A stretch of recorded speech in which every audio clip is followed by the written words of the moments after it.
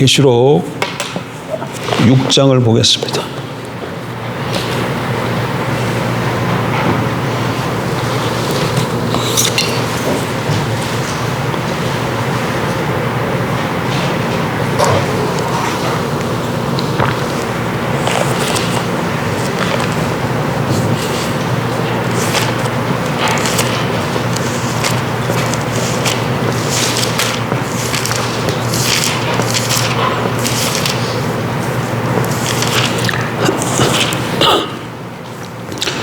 육 장 1절 내가 봄에 어린 양이 7인 중에 하나를 떼시는데 그때 내가 들으니 내 생물 중에 하나가 우레소리같이 말하되 오라 하기로 이에 내가 보니 흰 말이 있는데 그 탄 자가 활을 가졌고 면류관을 받고 나아가서 이기고 또 이기려고 하더라.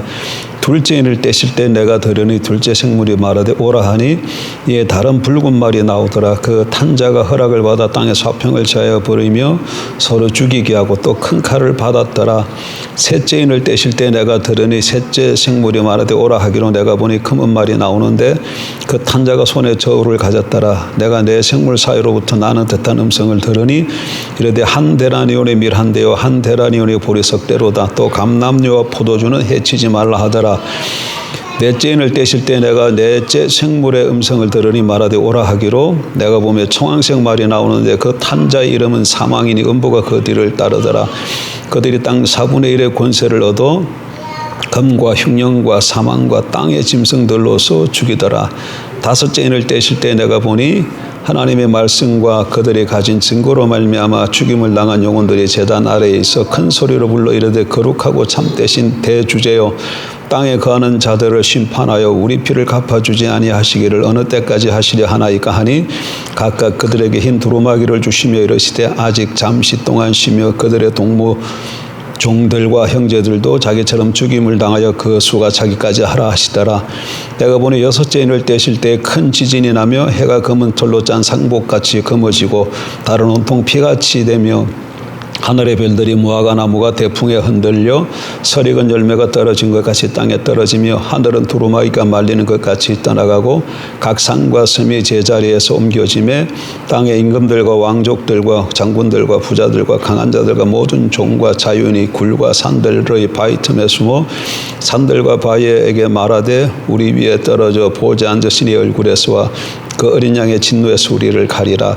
그들의 진노의 큰 날이 이르렀으니 누가 능히 서리요 하더라. 아멘.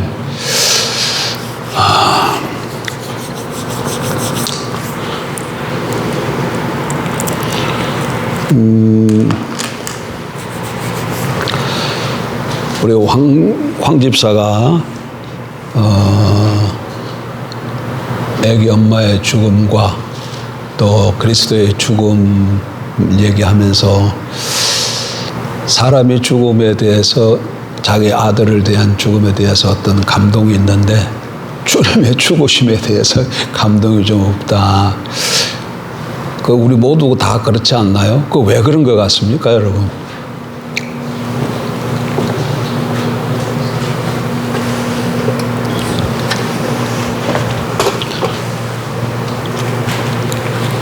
한번 생각해 보세요.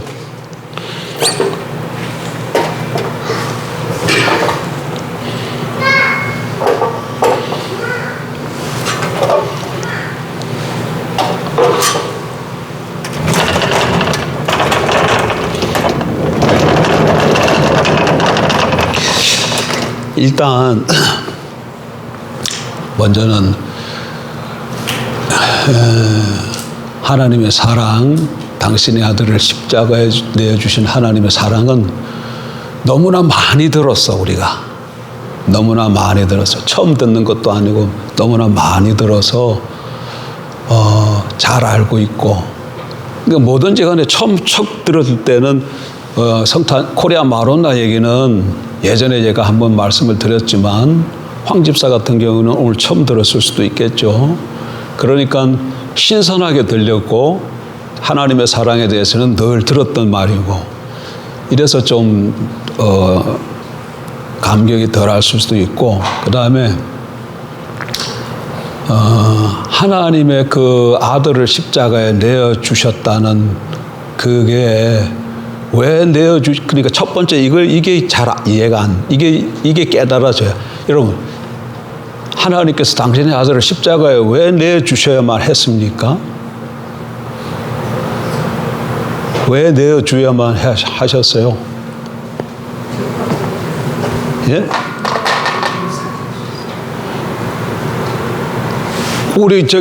우리의 희망 김순주 권사님 왜 내어주셔야만 했어요? 자기 백성을 잃어봐. 죄송해요. 집사님 말씀을 들으면 내가 소망이 넘쳐. 이 큰 틀에서 얘기한 옛날에 하나님 나라 관점에서 내가 많이 얘기했었죠. 예, 바로 그 얘기인데 오늘 제가 요구하는 건 뭐야? 오전에 설교를 한번 했잖아요. 그러니까 거기에 맞춰서 얘기를 해주면 좋잖아. 자, 오전에 했던 얘기를 다시 한번 해봐. 첫 번째 뭐였어요? 구원이란 뭔가에 대해서 첫 번째 뭔 얘기했어요? 예? 인간의 가장 근본된 문제를 따졌잖아. 이게 뭐라는 거야? 죽는다는 거냐, 죽음이야, 죽음. 사망이지. 두 번째, 이 죽음이 왜 왔어요? 예? 죄로 왔잖아, 죄가 생명의 근원 대신 하나님과 사이를 끊어놨기 때문에 우리에게 죽음이 찾아왔다는 거잖아요. 근데 근데 그러면 구원은 뭐예요? 사는 길은 뭐예요? 그건 맞는 얘기, 다 맞는 얘기인데 여기서 얘기를 해보라는 얘기야. 그러니까 여기서 얘기하면은 여기서 다시금 살려고 그러면 어떻게 해요?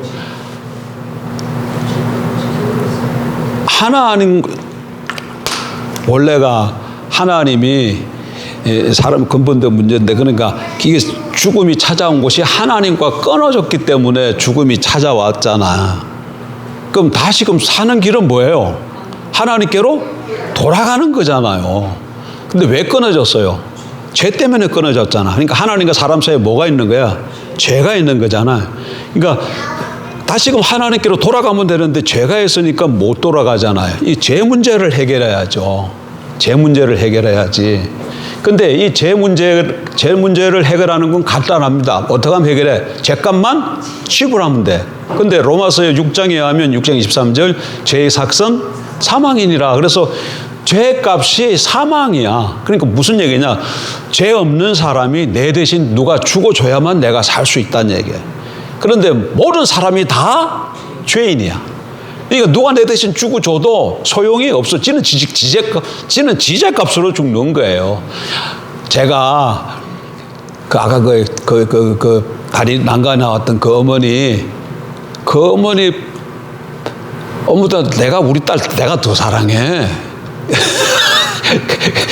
내가 우리 딸 그렇게 더 사랑한다고.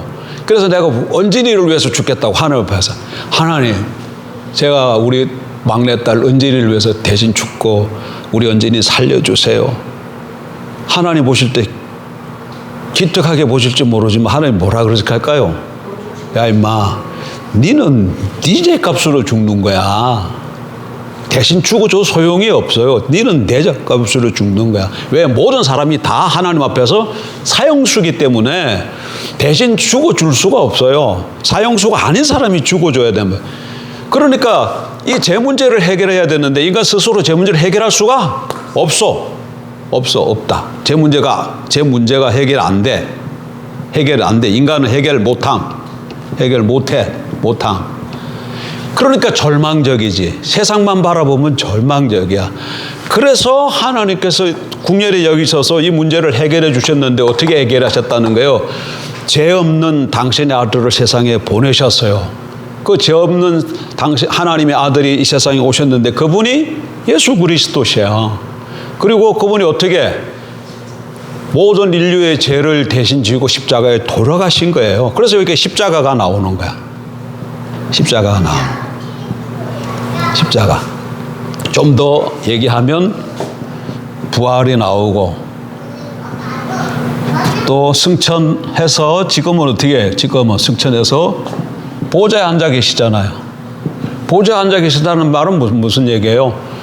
하나님과 더불어서 이 세상을 다스리신다는 얘기예요. 그리고 이제는 누구든지 간에 뭐 백인, 황인, 흑인 아무것도 갈 것 없이 예수가 내 죄를 위해서 십자가에 죽고 3일 만에 부활하셨다는 것을 믿기만 하면, 다르게 얘기하면 예수를 이 세상의 구세주와 주로 십자가로 죽었다, 부활하셨다, 이 얘기는 구주와 주가 되셨다는 말에, 이렇게 믿으면 어떻게 한다는 거예요? 죄를 용서해 주신다, 이 얘기잖아요. 하나님이 죄 용서함을 받는다. 제사함을 받는다는 얘기. 그 죄 아래 있을 때 여기 죄 아래 있는 사람을 죄인이라 그러고, 요 제사함 받은 사람을 의인이라 그런다. 죄인은 그러니까 뭐예요? 사망이에요. 의인은 뭐예요? 생명이에요. 이거 뭐지? 그러면 구원이란 뭐야? 그럼 구원은 뭐예요? 구원은 예수 그리스도의 십자가로 말미암아 죄인이 의인이 되는 것이고, 죽은 사람이 사는 것이에요. 근데 이거는 지금 말이에요. 근데 문제는 뭐냐면 이 사망이라는 문제. 이 사망이 뭔가를 알아야 돼. 그리고 하나님이 주신 이 생명이 뭔가가 깨달아져야 돼. 그냥 사람이 다 죽는다, 그렇게만 알아가지고는 십자가 의미가 밝히 드러나질 않아. 십자가. 그리고 이 생명이 뭔가가 그냥 내가 구호사전을 찾아봐서 생명을 어떻게 설명 좀 할 수 있을까? 구호사전을 보니까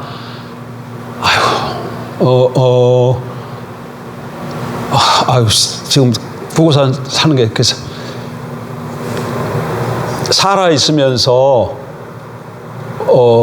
움직이게 하는 힘, 이렇게 설명되어 있더라고. 살아 있으면서 무엇인가를 움직이게 하는 힘, 그게 생명이라고 이렇게 득해놨더라고. 너무 많이 부족한 거야. 근데 우리 머릿속에는 사망과 생명이 그 정도 수준에 있는 거예요. 근데 여기서 사망이라는 거는, 성경에서 사망이라고 그랬을 때 이거 뭘 얘기를 해요? 세 가지 얘기예요. 첫째, 하나님과 사람 사이가 영적으로 끊어졌을 때 그 사망이에요.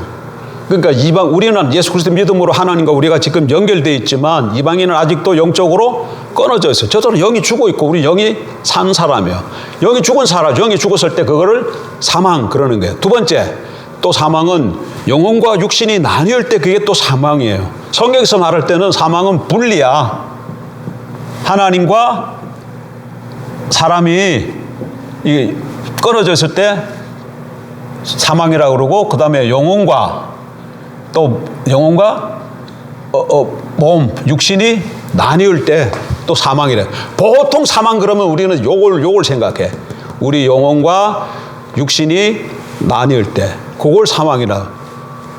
근데 또 사망이 있어요. 이거 뭐예요? 하나님과 사람이 영원히 끊어지는 거야. 여기 끊어진 거는 연결될 가능성이 있어요. 여기는 예수 그리스도 믿고 영접하면 다시금 하나님과 관계가 회복될 수 있잖아요.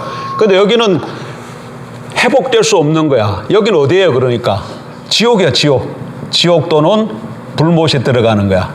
불못에 들어. 성경에서 사망 그럴 때는 세 가지 의미가 있는 거예요. 그러니까 이 사망, 예수 그리스도를 믿지 않는 사람들은 지금 사망 아래 있어요. 근데 그 사망이라는 건 이거 세 개를 다 얘기를 하는 거야. 이 세 개를 다 얘기하는 거예요. 근데 보통 사망 그러면 요 가운데 있는 것만 생각하니까 문제가 되어지고, 이 사망, 그리고 하나님과의 관계가 끊어져 있을 때, 영적으로 끊어져 있을 때의 이 문제, 인간에게 모든 문제가 발생하는 거는 여기서 이거 끊어져서 모든 문제가 발생하는 거예요. 여기서. 그러니까 이게 제가 지금 말로 설명하잖아요. 지금 말로 설명하는데, 제가 말로 설명하는 이것이 실제가 무엇인가가 깨달아지고 비춰져야만 애통함이 나와요. 제가 지금 말로 설명하는데 이게 실제가 깨달아졌을 때에 그렇구나, 나는 절망이구나, 이게 비춰져야 돼. 내가 내 사람, 내 모습을 봤을 때 내가 소망이 있다고는 하나도 없는, 일도 없는 절망적인 사람이구나, 이게 비춰져야, 그러면 어떡하지? 이렇게 되는 거예요. 이렇게 되는 거예요. 그럴 때 이 십자가가 팍 살아나요. 그럴 때 이 십자가가 이 문제를 해결해 준 것이 뭐기 때문에? 십자가이기 때문에. 십자가라는 얘기는 뭐예요? 하나님께서 당신의 아들을 보내셔서 이 제 문제를 해결하기 위해서 죽으신 것이잖아요. 근데 왜 이게 다 뭐 때문에 왔다는 거예요? 죄 때문에 왔다는. 그러니까 죄가 얼마나 이게 무서운가가 하나님의 진노의 대상인가도 또 비춰줘야 돼. 특별히 이 죄라 그랬을 때 이 죄는 무슨 죄를 얘기할까요? 이때 죄라는 거는 뭐 남의 거 사기치고 거짓말하고 때리고 폭행하고 이런 실행죄보다도 그것도 죄입니다. 그때 성경이 말할 때 이 죄라는 거는 사람이 하나님처럼 되려고 한 자기 주장하는 걸 말하는 거야. 이때 죄는 뭘 한다고요? 자기 주장하는 거. 아담이 왜 선악과 따먹었어요? 자기가 하나님처럼 되려고 한 거예요. 그게 죄야. 죄의 본질은 자기가 하나님처럼 되려고 해야 된다. 그러니까 우리가 다르게 표현하면 자기가 왕 되려고 한 거예요. 자기가 왕 되려고 한 거예요. 그러니까 세상에 이 우주에 하나님이 우주를 창조했으니까 우주의 중심은 누구예요? 하나님이죠. 하나님이야. 근데 선악과를 따먹었다는 얘기는 하나님이 우주의 중심이 아니고 내가 우주의 중심이다, 그 얘기야. 그러니까 이 선악과 따먹고 이 죄라는 말이 선악과 따먹었다는 말의 의미가 또 비춰져야 돼, 깨달아져야 돼. 선악과 따먹었다는 거는 많은 가실 중에 보통 저 집에 저 사과 따먹지 마 그랬는데 그거 하나 따먹은 거나 에덴 동산에 있는 선악과 따먹은 거랑 똑같은 거, 그 차원이 아니다 이게. 에덴 동산에 선악과 따먹었다, 그 얘기는 온 우주를 하나님이 창조하셨고 그러므로 하나님이 온 우주의 주신데 선악과 따먹었다는 얘기는 그걸 인정하지 않는다는 거야.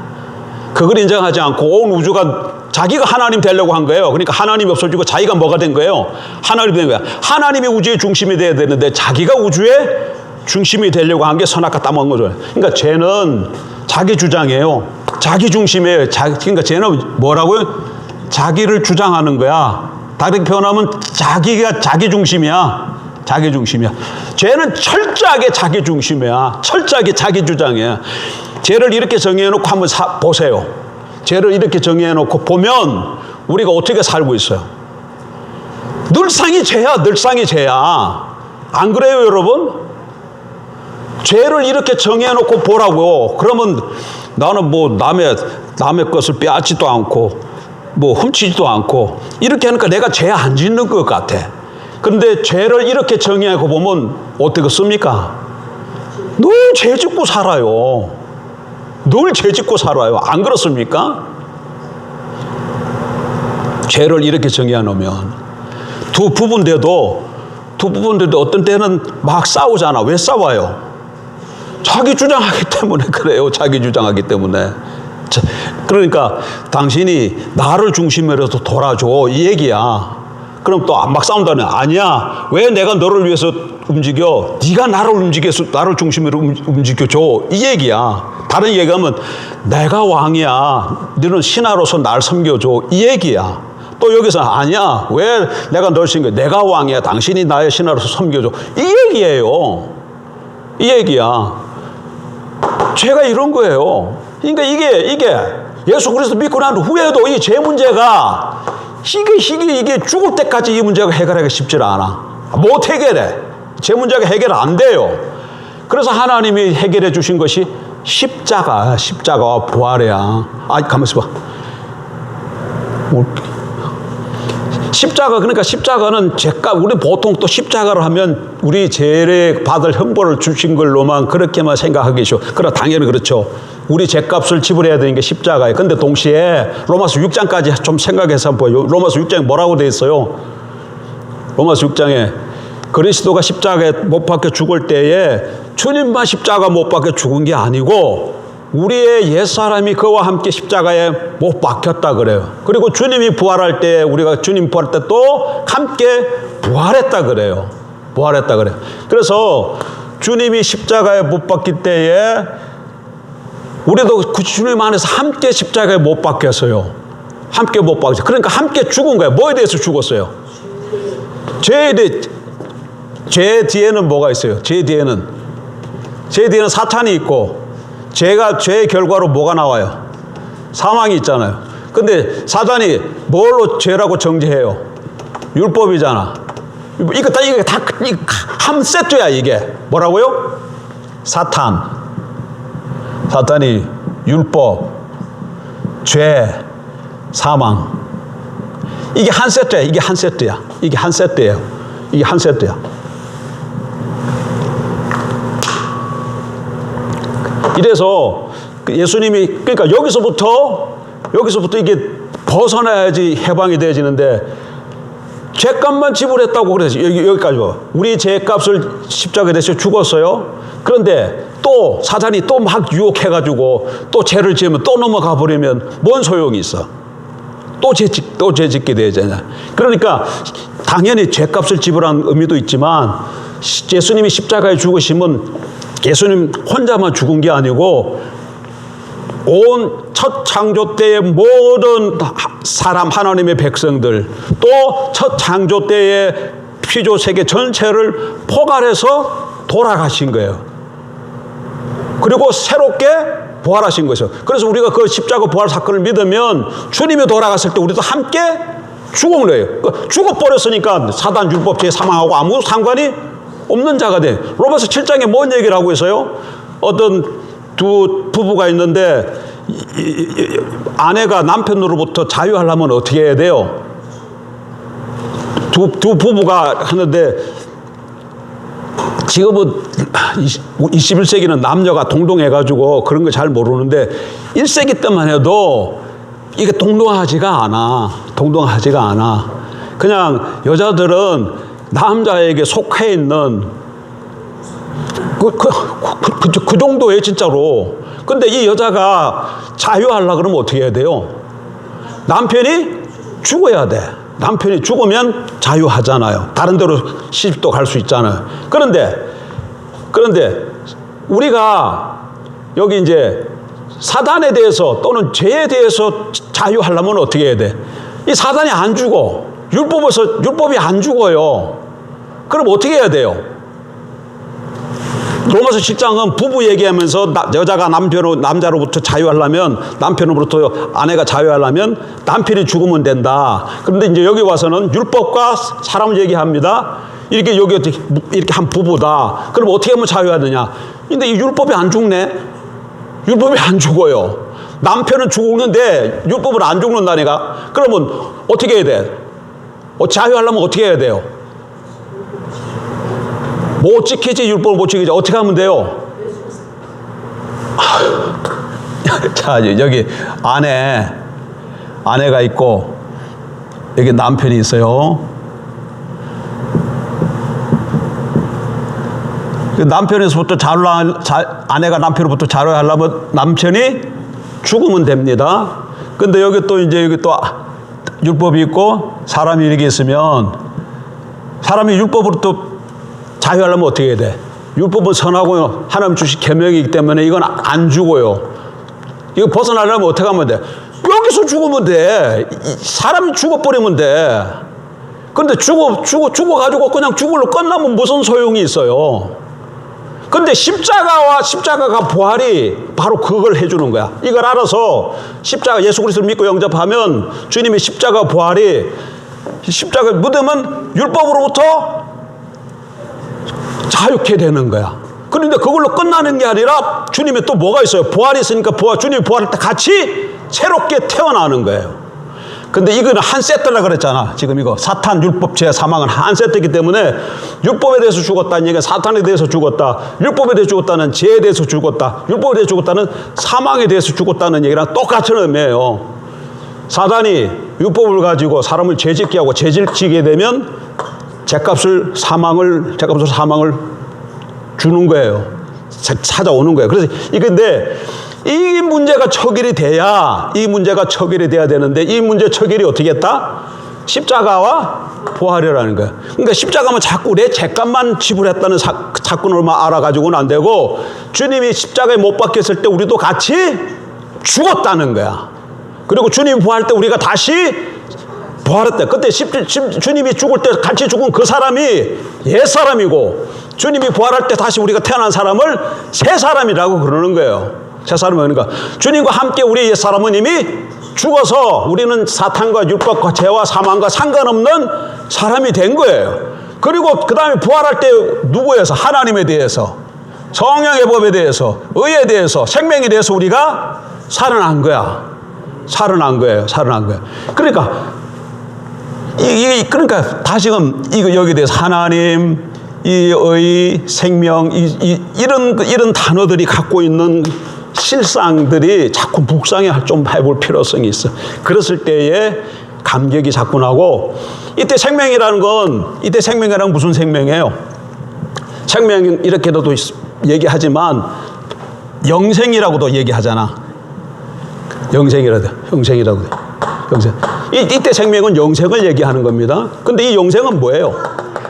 영생이 잘 이해가 안 되면 영생을 죽지 않고 영원히 사는 것 이렇게만 자꾸 얘기하면 안 돼. 영생은 뭐라고요? 죽지 않고 영원히 사는 것 이렇게만 생각하면 안 된다고. 이게 영생이라는 것은 사람에게는 없는 거잖아요. 그러니까 이거는 뭐야? 하나님의 생명이야. 뭐라고요? 하나님의 생명으로 바꾸세요. 영생은 하나님의 생명이야. 하나님의 생명. 그러니까 우리가 지금 하나님의 생명으로 사는 거야. 그러면 하나님의 생명으로 살면 내가 어떻게 된다는 거야? 하나님처럼 된다는 거잖아. 영생을 죽지 않고 영원히 사는 것은 하나님의 생명으로 사는 한 면이에요. 한 면이에요. 영생은 정확하게 얘기하면 뭐라 그랬어요? 시대의 삶이라 그랬잖아요. 근데 시대의 삶인데 이때의 시대는 이 시대와 오는 시대에 있는데 어느 시대냐? 오는 시대.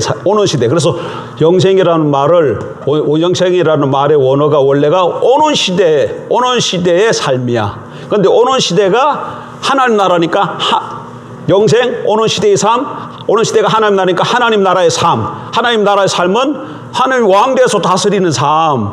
하나님의 모든 부유하심에 참여하는 삶. 그러니까 하나님의 것으로 사는 삶. 그래서 하나님 자원으로 사는 삶. 거기까지 나가는 거야. 그러니까 영생은 하나님의 자원으로 사는 삶이야.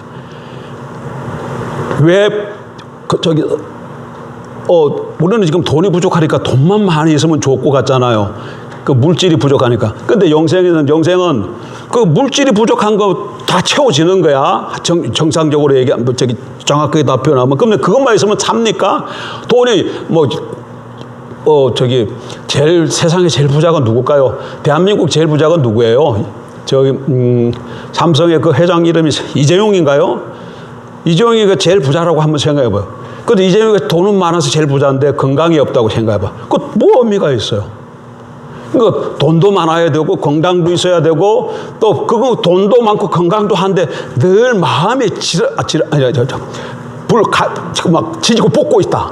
그럼 그게 뭐냐? 마음의 평강도 있어야 되고 여러 면으로 이 사람이 살아가는데 다양한 여러 면으로 부족한 게 하나도 없는 삶, 온전한 삶, 그 삶이 영생이야.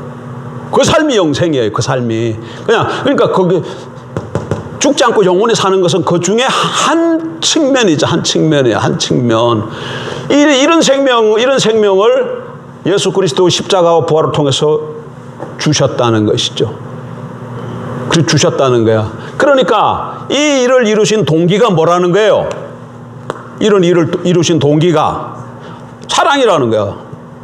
하나님의 사랑, 그리스도의 사랑이라는 거죠. 그러니까 이 말이 갖고 있는 그 의미가 좀 비춰지고 깨달아졌을 때 하나님의 그 이런 아들을 내어주실 때 그 마음이 어떠한 마음이었는가가 이런 것들이 이해가 되어질 때 더 깊고 풍성하게 비춰지는데 그게 그냥 요렇게만 죽음에서 사망, 죄, 생명 요런 단어들만 생각 가지고 하면은 늘 듣던 말이기 때문에 늘 또 새롭게 또 들어도 그렇게 많이 감동이 없을 수가 있죠. 그게 문제인 것 같아. 그게 문제인 것 같아. 그러니까 이렇게 말을 해놓고 그 다음에 이 삶이 내가 삶 속에서 실질적으로 경험이 되어져야 와, 하나님께서 나에게 이런 큰 영생의 삶을 주시기 위해서 당신의 아들을 주셨구나. 그게 비춰지니까 너무나 감사하고 감격하고 그 사랑이 우리가 울게 되어지게 되지요.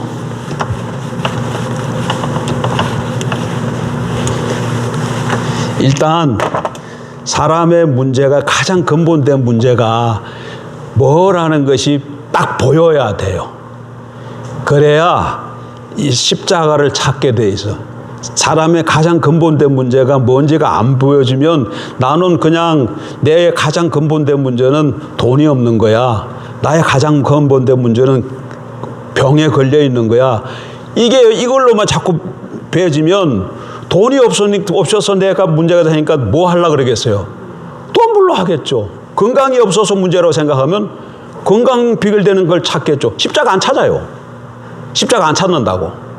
십자가 안 찾아요. 그러나 가장 근본된 문제가 뭔가가 비춰졌을 때 이걸로 안 되구나. 내 스스로는 해결할 수 없는 문제구나. 그러면 나는 절망이구나. 그래서 성경이 말하는 그 정말 이 땅에서도 악과 고난 가운데 살다가 결국은 죽어 영원한 형벌을 받겠구나. 지옥불에 들어가겠구나. 불못에 들어가겠구나.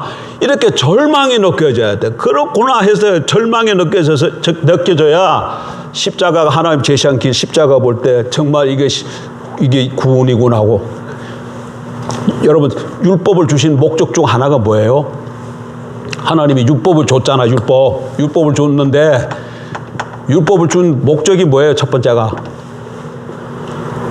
율법을 준 목적이 뭐예요? 율법을 보면 자꾸 율법을 지키라고 준 것인데 이거 보니까 지켜져요? 안 지켜져요? 안 지켜져요. 그러니까 율법을 줘가지고 율법을 자꾸 지키고 하려고 보니까 살아볼수록 사라지질 않고 자꾸 자기가 죄인인 게 자꾸 드러나. 뭐가 드러난다고? 죄가 드러나. 그래, 첫 번째 용도가 죄가 드러나는 거예요. 율법을 주신 목적 중 첫 번째가 뭐라고요? 죄가 뭔가 알아라고 주는 거예요. 너 죄인이다. 그걸 깨달으는 거예요. 죄인이에요. 그 다음에 이게 뭔가가 진짜 깨달아져야 돼요. 이게 뭔가 율법을 통해서 죄인이구나 나는 이거 못 지키는 사람이구나 죄인이구나. 그래서 언약에 말한 것처럼 하나님의 언약적 저주를 아예 놓을 수밖에 없는 존재구나. 이게 비춰져야 돼요. 그러면 그러니까 내 스스로는 하나님의 율법을 지켜 살 수 없는 그런 나는 저주받은 인간이구나. 이걸 깨달아지면 그 다음 뭘 하겠어요? 여기서 절망해서 누가 나를 구해줄까? 이걸 생각하게 되겠죠. 그럼 그건 누굴 바라보게 되는 거예요? 나를 구원해 줄 자? 구주를 바라보게 되는 거죠. 구주. 그리스도. 그래서 율법의 두 번째는 첫 번째로 죄를 보이는 거. 두 번째는 그리스도께 우리를 인도하는 몽학선생. 지금은 몽학선생이라 안 하고 가정교사라고 번역됐나? 옛날에 개혁 성경에는 몽학선생이라 그랬어요. 몽학선생이라 그래서 지금은 아마 가정교사라고 번역됐는지 모르겠어요. 갈라디아서 한 4장에 3장에 나올 텐데 이게 비춰져야 이걸 구하게 됩니다, 여러분. 성경이 율법은 우리를 몽학선생으로 이끄는 한다 그러고 이게 안 비춰지면 몽학선생이라는 게 머리는 알지 모르지만 의미가 없어요. 그 다음에 세 번째가 뭐예요? 세 번째가 생활의 법으로 준 거예요. 생활의 법. 왜 생활의 법이에요? 자, 이제 그리스도를 만났어요. 죄인인 걸 깨닫고 내가 절망을 하고 그리스도를 만나서 구원받았어요. 그러니까 그 다음에 어떻게 되는 거예요? 이 율법이 율법은 하나님의 마음이 이렇게 여기 있어요. 이게 뭐라고요? 하나님의 마음이에요. 여기 보세요. 여기 보세요. 갈라디아서 몇 장이에요? 몇 장에 나와? 3장 24절 초등교사. 예, 초등교사. 갈라디아서 3장 3장 24절이네. 3장. 초등교사. 자, 여기 보세요. 이게 하나님의 마음이야. 하나님의 마음이 이렇게 있어요. 이 마음이 하나님 백성에게 하나님의 마음을 돌판에다가 이렇게 하나님 백성들이 알도록 기록해 준 거예요. 뭐가? 율법이. 하나님 마음이 여기 있습니다. 근데 이 하나님 마음을 못 알아들으니까 이렇게 돌배에다가 이렇게 써서 줬다고. 써서 줬어요. 근데 이 율법이 문제가 있는 게 아니라 사람에게 문제가 있어가지고 이 사람에게 문제가 있지 사람이 이걸 못 지키는 거야. 그래서 이 사람을 십자가에 못 박아 죽이고 새로운 사람으로 만든 거예요. 뭘로? 십자가와 부활로. 그래서 이 사람이 이제 새 사람이 됐어요. 그럼 새 사람이 되었으면 그 다음에 어떻게 살아야 돼? 새 사람이 되었으면 이제 새 사람은 그냥 사람이 아니고 이 안에 성령을 모시고 있잖아. 그래서 성령의 인도를 따라 살아가면 돼요. 근데 이 성령이 하시는 말씀을 듣고 살아가면 돼요. 근데 이 성령이 하시는 말씀이 어디에 이미 기록되어 있는 거예요? 여기에 기록되어 있는 거예요. 왜? 이 성령이 동일한 성령이 하나님이시기 때문에 하나님의 마음에 있는 것을 성령이 말씀하시는데 이것을 기록해 준 것이 율법이에요. 그래서 지금은 거듭난 사람이 이제 율법을 이렇게 쭉 읽으면 이게 하나님이 무엇을 좋아하고 무엇을 싫어하는가가 정확하게 보여주니까 이걸 깨닫게 되어져서 하나님 이렇게 이제는 길이 보이는 거야. 이게 뭐가 되는 거야? 길이 보이는 거야, 길. 근데 내가 일로 가야 되는구나. 요 순간에는 요로 가야 되는구나. 근데 그때는 일로 못 가, 보여줘도. 근데 지금 뭐가 있어요? 성령이 있어서 이 길로 갈 수 있는 거죠. 이런 얘기예요. 어떤 부잣집에 옛날입니다. 옛날 부잣집에 이조 시대라 그래. 부잣집에 여자 노비가 한 사람이 있었어요. 그 주인이 굉장히 엄격해. 그래가지고 종을 하나 사왔거든. 그래서 너 아침에 6시 기상이야. 기상해서 그 다음에 7시 조반 아침 밥 먹는다. 그리고 나는 총각김치 좋아하기 때문에 한 달에 몇 번씩은 총각김치 담고 자주간 이런 것을 이게 종이 잘 모르니까 쭉 얘기해 줬어요. 쭉 얘기해 줬어. 그러니까 끌려온 그 여자 종은 어떻게 해야 돼? 이것대로 해야 돼. 이것대로 안 하면 주인이 호통치 야단지는 거죠. 그런 이런 걸 몇 개를 쭉 해줬다고. 근데 어느 날 이렇게 주인이 보니까 눈이 깍지가 새가 어느 날 이때까지 그 노비가 여종으로 안 보이고 어느 날 여자로 보이는 거야. 내가 만들어낸 얘기야. 여종이 뭘로 보였다? 여자로 보였어. 그래서 그 여종을 자기 아내로 결혼해가 여종으로 자기 아내로 삼았어요. 그러면 어떻게 돼요? 아내가 됐습니다. 그 순간 그다음 이 사람은 어떻게 되는 거예요? 이거 어떻게 돼? 이게 여기 붙들려요, 안 붙들려요? 더 이상 이거하고는 상관이 없죠. 여종일 때는 여기 아래 있지만 주인의 아내가 되는 순간 이거하고는 상관없어요. 그런데 이제 그 다음에 잘 봐. 근데 이 여종이 아내가 된 이 사람이 우리 남편이 결혼했다고 해서 바로 다 할 수 있는 건 아니잖아. 뭘 좋아하지? 어떻게 한 걸 좋아할까? 그렇게 너무나 감사하잖아. 여종을 자기 부인으로 삼아줬으니까. 그러면 뭘 보면 알 수 있을까? 일로 돌아와 보면 알 수 있잖아. 일로 돌아와 보니까 총각김치를 좋아한다고 돼 있네. 총각김치를 먹는다 그러네. 그러니까 이게 스타일이 조금 총각김치 딱 보니까 그때도 짜지도 않고 좀 경상도 남자야. 좀 짭짤하고 맵고 그렇게 그 총각김치 담으라 그랬거든.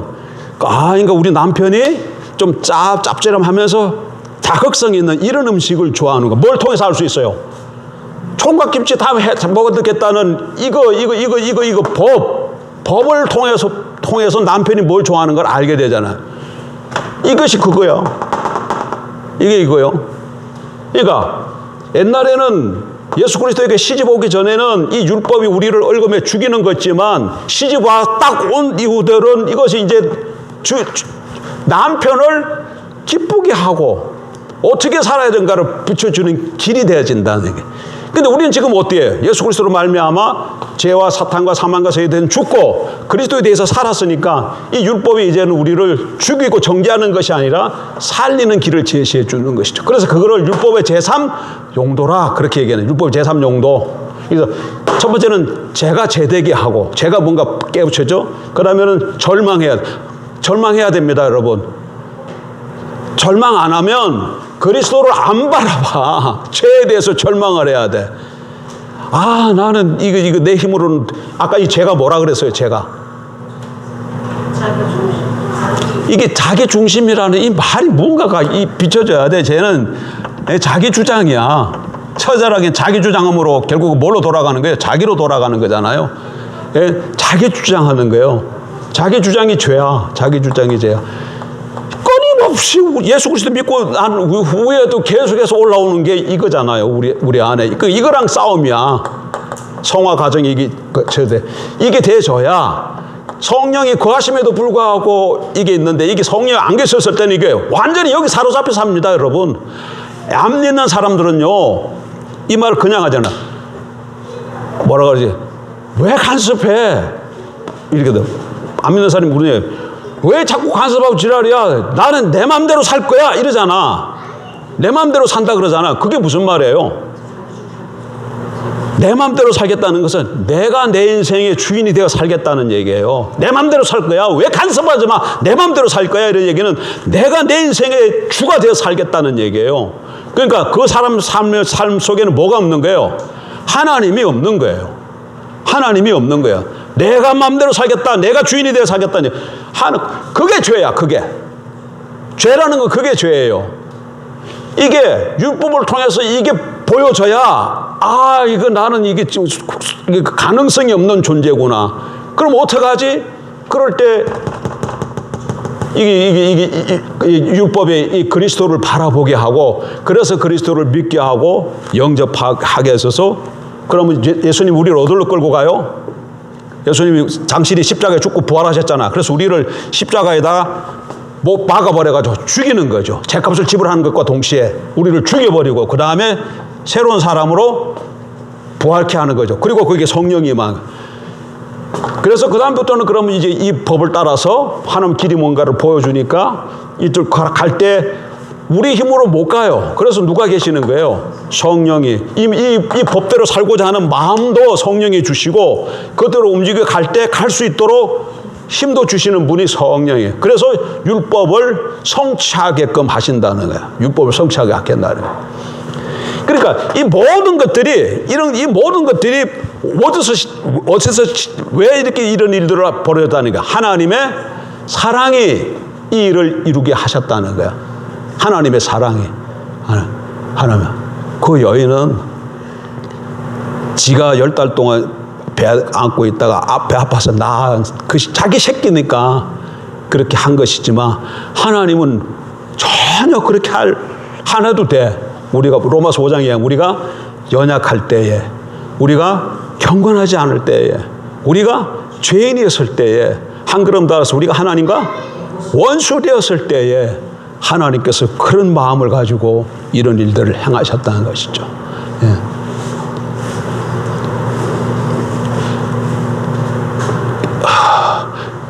끝내야 되는데 그래도 계시록은 한 번은 요거는 하고 마쳐야지. 1장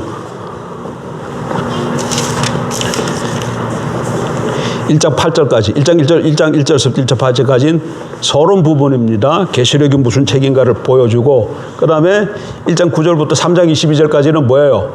부활 승계하신 그리스도가 7교회에 보낸 메시지예요. 그럼 몇 장까지 왔어요?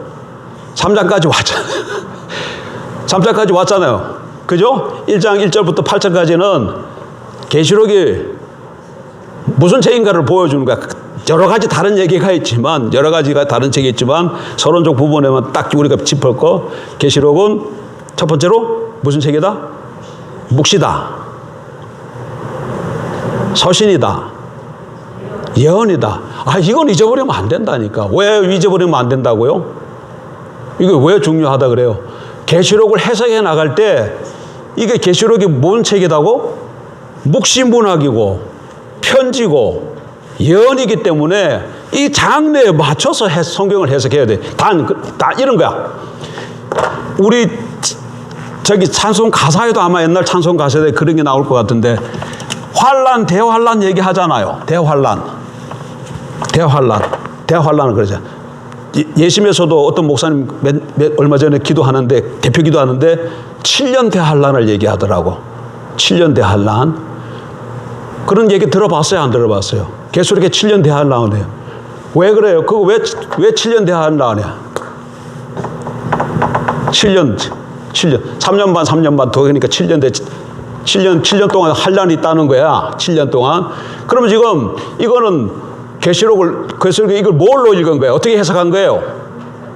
문자로 해석한 거잖아. 문자로. 근데 지금 장르가 뭐라고요?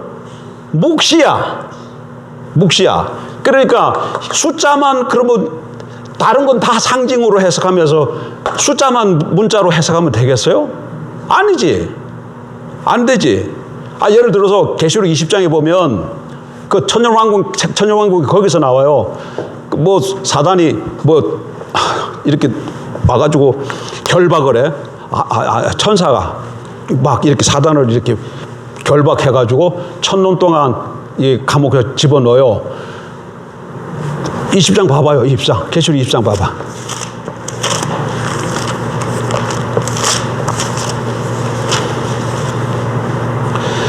또 내가 보매 천사가 무저갱의 열쇠와 큰 쇠사슬을 그의 손에 가지고 하늘로부터 내려와서 용을 잡으니 곧 옛뱀이요 마귀요 사탄이라 잡아서 1000년 동안 결박하여 무저갱에게 던져놓고 잠그고 그 위에 임봉하여 천년이 차도록 다시는 만국을 미워하지 못하게 했는데, 그래서 여기서 지금 용을 잡아가지고 결박해가지고 열쇠와 쇠사슬을 가지고 어떻게 했다는 거예요? 용을 결박했다는 거잖아요. 예? 1절 내가 보면 천사가 무저갱이 열쇠와 큰 쇠사슬을 그의 손으로 가지고 하늘부터 내려서 용을 잡으니, 그리고 결박했어요. 뭘로 결박했다는 거야? 쇠사슬로 결박한 거죠. 그래가지고 무저갱이 집어넣고 딱 문 잠가가지고 1000년 동안 못 움직이게 했다. 그래서 요 용이 없는 1000년 동안 없는 요것을 천년왕국이다 지금 그러는 거예요.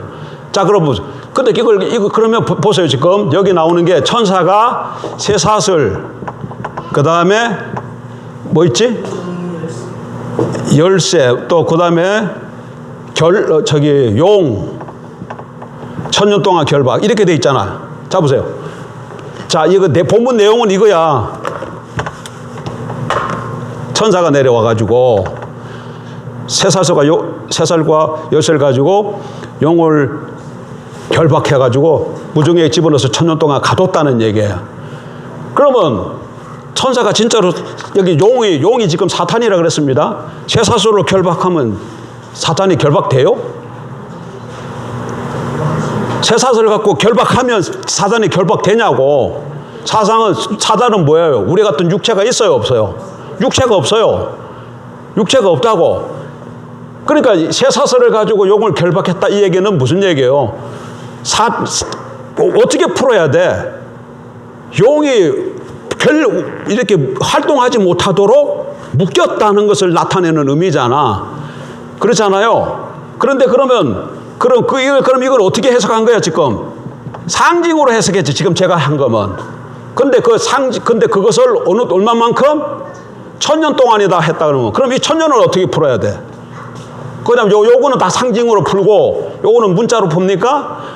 안 되지. 이거 한 본문인데, 한 본문이니까 상징으로 풀었으면 이것도 상징으로 가고, 이걸 문자로 풀었으면 이것도 문자로 보여. 해석에 통일성이 있어야지. 그러니까 이 1000년도, 이걸 1000년도 문자적인 1000년이 아니라 긴 기간으로 봐야겠죠. 긴 기간으로. 그런데 아까 지금 7년 대환란. 7년 뒤에 환란. 그러면 이걸 뭘 본 거야? 그러니까 또 7년 동안 환란 받는다고 문자로 본 거잖아. 그러면 이렇게 해석하면 안 된다는 거지. 왜 이렇게 해석하면 안 돼? 이 계시록의 묵시기 때문에, 묵시문학이기 때문에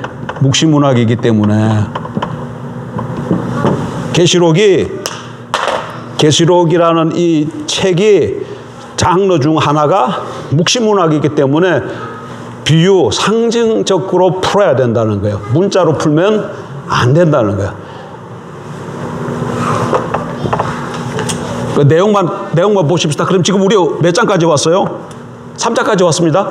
1장 2절부터 8절까지 계시록이 어떤 책인가? 1장 9절부터 3장 21절까지는 뭔 내용이라고? 부활 승리하신 예수님이 일곱 교회에 보낸 메시지예요. 메시지 3장 20. 그다음에 4장부터 4, 5장은 뭐예요? 하늘 성전을 보여줬는데 첫 번째는 창조주 하나님을 보여주고 두 번째는 5장에는 어린 양인 구속주를 보여줘. 핵심은 창조주, 구속주. 근데 5장에서 또 좀 더 보게 되면 보좌에 앉으신 창조주 하나님께서 뭐가 가지고 있어요? 인봉된 책을 하나 갖고 있어요. 인봉된 책을 갖고 있는데 저 인봉을 누가 뗄까? 천사 중 한 사람이 얘기하니까 그 얘기를 듣고 요한이 이렇게 살펴봤더니 뗄 사람이 없어. 그래서 요한이 울어요. 그랬더니 24장로 중에 한 사람이 울지 마라. 유대 지파의 사자 다윗의 뿌리가 이겼으니 그가 뗐을 것이다. 그런데 그분이 뭘로 나타나서? 어린 양으로 나타나서. 그 말을 잘 봐야 돼. 유대 지파 사자 다윗의 뿌리가 이겼으니 그 인을 뗄 수 있다는 자격이 인을 뗄 수 있다. 그렇게 얘기한 거야. 유다 지파 사자 다윗의 뿌리가 왜 그 인을 뗄 수 있는 자격이 있다고요? 승리했기 때문에, 이겼기 때문에 뗄 수 있다고 하는데 딱 나타난 모습은 뭘로 나타났다고? 어린 양으로 나타났는데 본문을 보니까 죽임을 당한 것 같더라. 그러니까 이 유다 지파 사자가 승리한 게 뭘로 사자였냐면 죽음으로 승리한 거야. 죽음으로 승리한 거야. 그래서 주님 앞에, 하나님 앞에 나가서 그 오른손에 가지고 있던 그 인봉된 책을 받는 게 5장이야. 4장, 5장. 이 내용이, 이 스토리가 머릿속에 들어가 있어야 된다.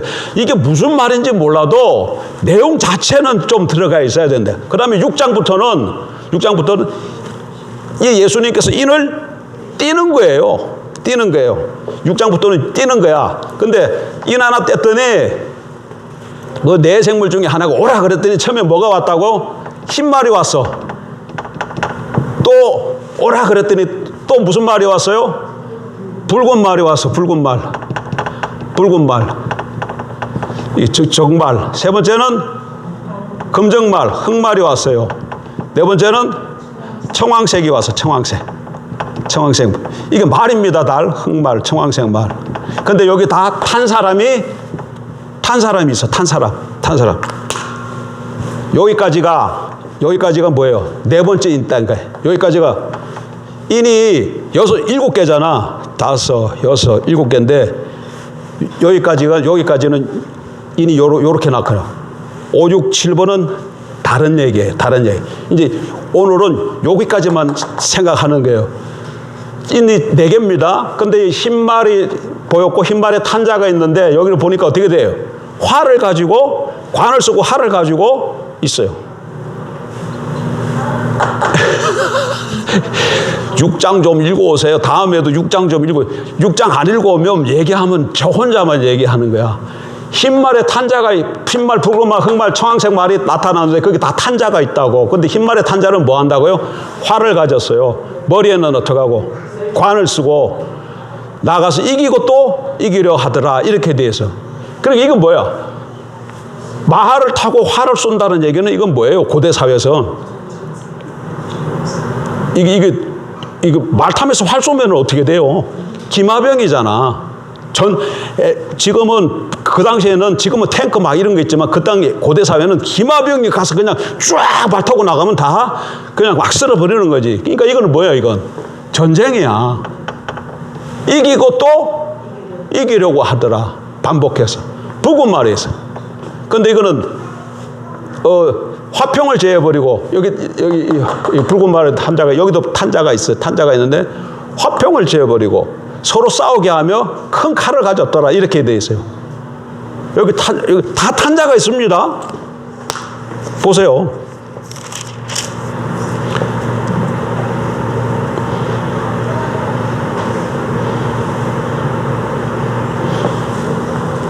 탄자 여기서 땅에 화평을 제하고 서로 죽이고 서로 상호 죽이고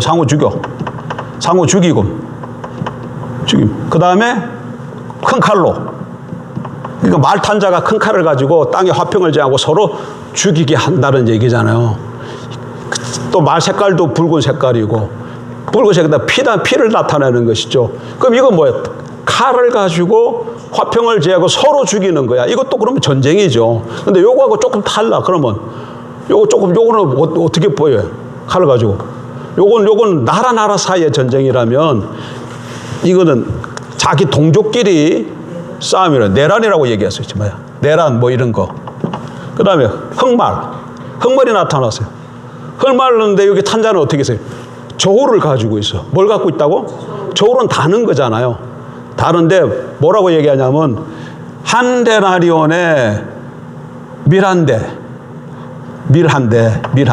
또 한 데나리온에 보리석대 이게 무슨 말인가 하면은 한 데나리온은 노동자가 나가서 일하고 받는 품삯이에요. 한 데나리온이 뭐라고?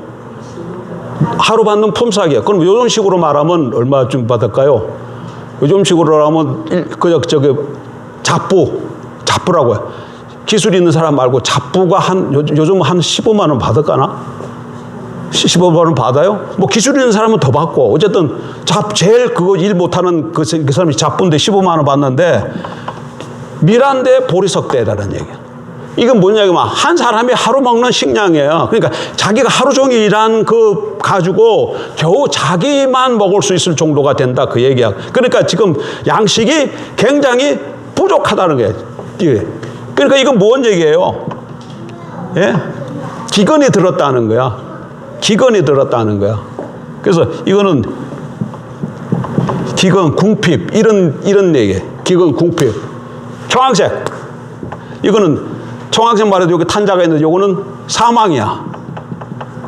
사망이 탔어요. 그리고 음부가 뒤따라요. 음부는 뭐예요? 여러분 음부가 뭐예요? 음부. 그런데 거기 뒤에 이렇게 쭉 나오는데 이건 한번 찾아볼 필요가 있어요. 자, 에스겔로 한번 가보세요. 에스겔 14장으로 한번 가요.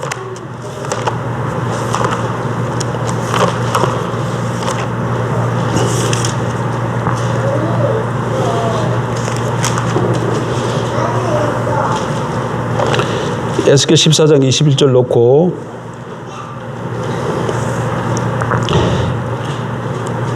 계시록 6장 7절 한번 다시 보세요. 넷째 인을 떼실 때 내가 넷째 생물의 음성을 들으니 말하되 오라 하기로 내가 보면 청학생 말이 나오는데 그 탄자 이름은 사망이니 음부가 그 뒤를 따르더라. 그 다음에 그들이 땅 4분의 1의 권세를 얻어 검과 흉년과 사망과 땅의 짐승들로서 죽이더라. 여기 보니까 검과 흉년, 사망, 땅의 짐승 이게 나와요. 계시록 14장 21절 보세요. 주 여호와께서 이같이 이르시되 내가 나의 4가지 중한 벌 곧 칼과 기근과 사나운 짐승과 전염병을 예루살렘에 함께 내려 사람과 짐승을 그 중에서 끊으리니 그 애가 더욱 심하지 아니하겠느냐. 이거 지금 에스겔을 통해서 하나님께서 예루살렘을 치는 그런 내용인데 도구가 뭐예요? 여기가 나오는 게 칼과 기근과 사나운 짐승과 전염병 이렇게 돼 있잖아. 예? 그러니까 이 지금 계시록 6장 7절의 배경이 바로 여기 말씀이라는 거예요. 여기 다시 계시록 와서 보세요. 그래서 보면 그 뒤에 뭐가 또 내용이 똑같이 사망이 와가 다 죽이는데 뭘로 하냐면 검과 흉년과 사망과 땅의 짐승들로 해서 돼. 3가지는 같은데 하나가 틀려. 뭐가 틀려요? 이 에스겔에서는 전염병이야. 계시록에서는 지금 사망이라고 얘기하고 있어요. 지금 뭐 어떤 얘기하고 있는지 그러니까 에스겔 14장에서는 뭘로 돼 있다고? 칼, 금,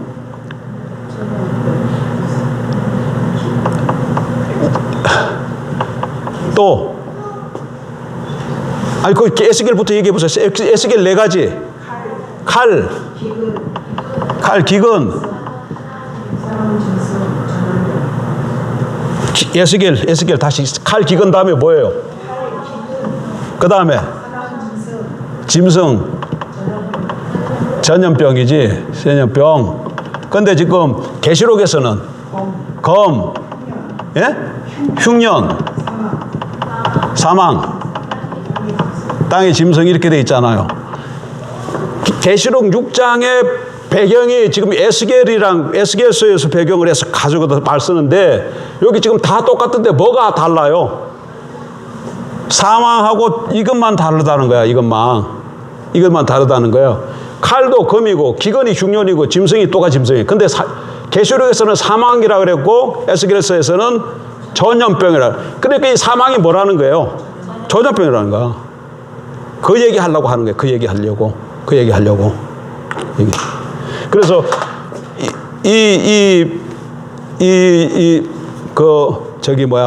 청황색 마을은 여기는 아까 저게 전쟁, 여기는 내란이라 그러면 여기는 기근이라 그러면 이 청황색 마을로 나타나는 것이 전염병이다. 이 전염병.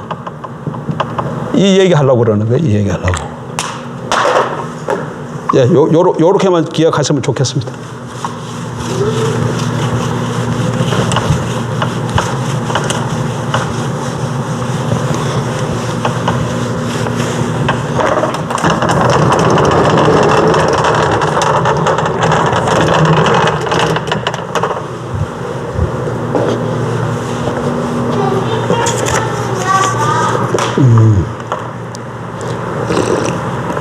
좋으신 하나님,